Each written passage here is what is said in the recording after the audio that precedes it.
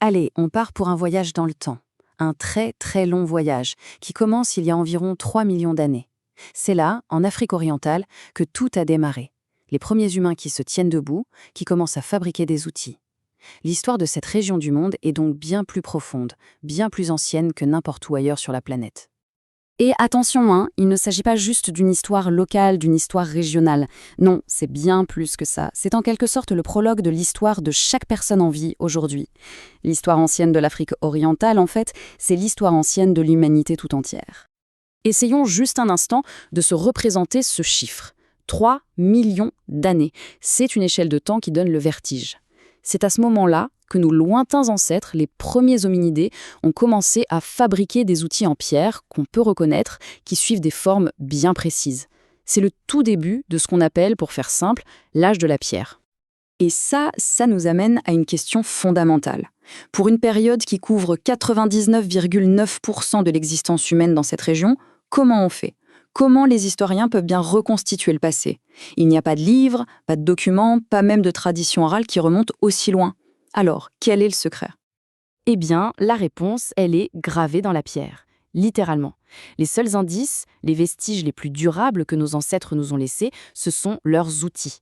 Ces morceaux de pierre sont les témoins qui nous permettent aujourd'hui de déchiffrer ce passé incroyablement lointain. Bon, avant d'aller plus loin, il faut qu'on déconstruise un mythe. On a tous cette image de l'âge de la pierre, une période un peu primitive, statique, où rien ne bougeait vraiment. Mais la réalité, elle est bien plus riche, bien plus dynamique que ça. Voilà, cette citation le dit très bien. Cette idée est complètement fausse. En réalité, l'âge de la pierre a été une période d'évolution constante. Les outils, bien sûr, mais aussi l'économie, l'organisation sociale, et même le corps et le cerveau des humains n'ont cessé de changer.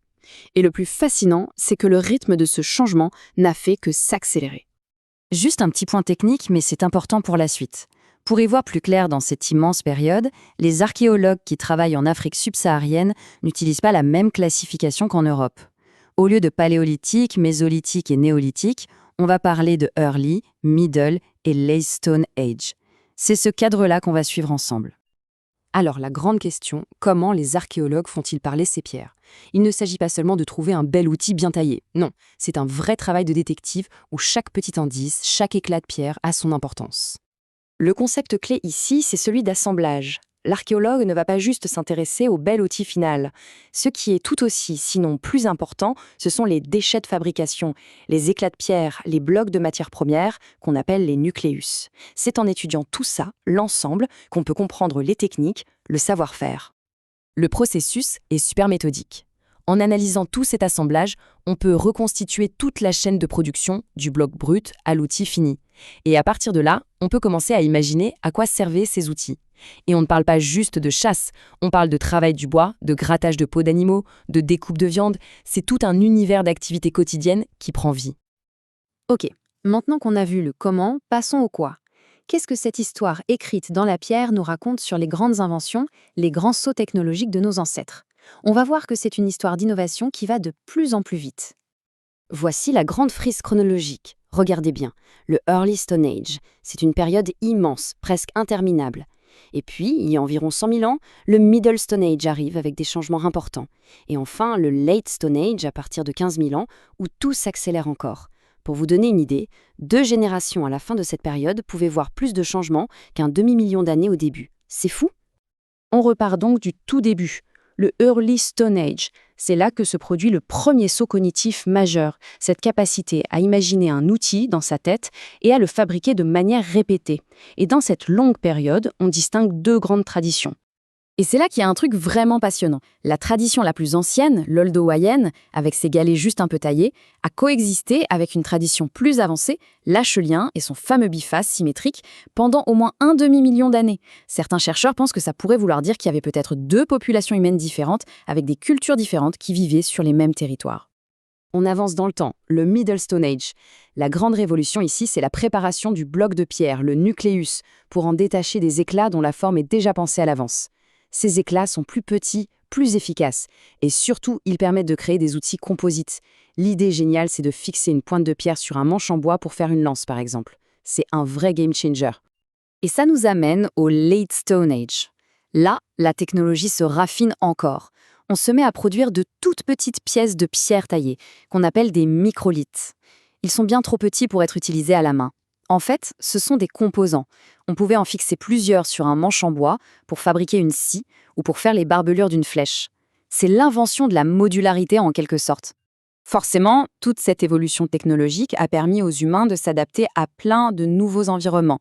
Il faut vraiment sortir de l'image d'Épinal de l'homme préhistorique qui vit uniquement dans la savane. La réalité était beaucoup plus diverse, avec des modes de vie parfois spectaculaires. Tenez, prenez cet exemple, c'est incroyable. Il y a environ 10 000 ans, pendant une période où le climat était plus humide, une sorte de civilisation aquatique s'est développée. Imaginez des gens qui vivaient au bord de lacs immenses, qui pêchaient avec des harpons en os magnifiquement travaillés et qui ont même inventé la poterie, une des plus anciennes connues au monde. Ça montre une capacité d'adaptation juste bluffante. Et l'agriculture dans tout ça, l'élevage, la culture des plantes, on a l'impression que ça remonte à la nuit des temps, non? Eh bien, pas du tout. Ça n'arrive qu'à la toute fin de cette immense histoire de 3 millions d'années. En Afrique orientale, le pastoralisme, par exemple, n'a que 2 ou 3 000 ans. C'est un clin d'œil à l'échelle de notre récit. Alors, au final, pourquoi se plonger dans ce passé si lointain? Pourquoi est-ce que c'est important? Eh bien parce que, comme on l'a dit au début, c'est une histoire qui nous concerne absolument toutes et tous. C'est l'histoire de nos origines communes. Je trouve que cette citation résume parfaitement l'idée. Étudier la préhistoire de l'Afrique orientale, ce n'est pas juste explorer l'histoire d'un continent. C'est vraiment remonter à la source, au berceau de notre propre histoire, l'histoire d'Homo sapiens. Et je vous laisse avec cette réflexion pour finir. L'outil phare de l'Achulien, le biface, a gardé la même forme pendant plus d'1 million d'années. Une durée juste inimaginable pour nous aujourd'hui, alors où nos technologies sont dépassées en quelques années à peine. Cette stabilité incroyable face à notre culture du changement permanent, ça interroge. Sur ce qu'on a gagné, bien sûr, mais aussi peut-être sur ce qu'on a perdu en chemin. Merci d'avoir suivi cette exploration.